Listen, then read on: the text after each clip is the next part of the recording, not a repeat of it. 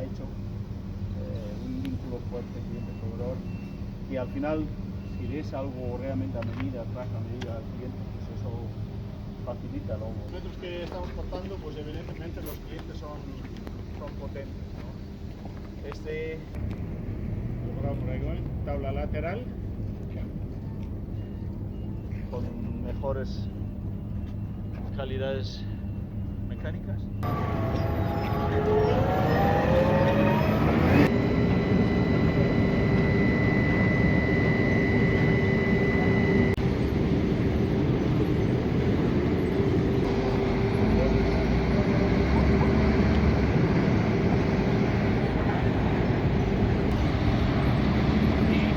Huelga de transporte o la más mínima incidencia que transporte nos afecta.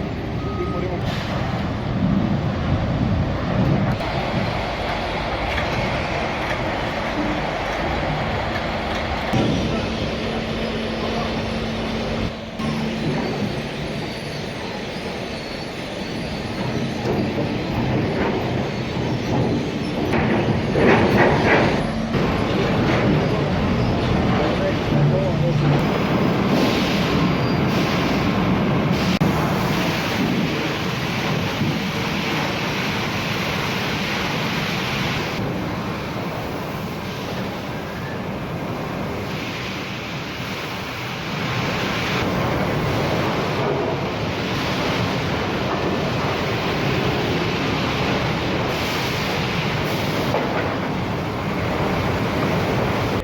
al sistema de optimización que está antes que llega a la estación siguiente, y estamos hablando de 2,5 metros, ya tienes calculado y decidido que va a hacer con ese tronco. Y cuando llega aquí, se orienta solo, el horario no interfiere.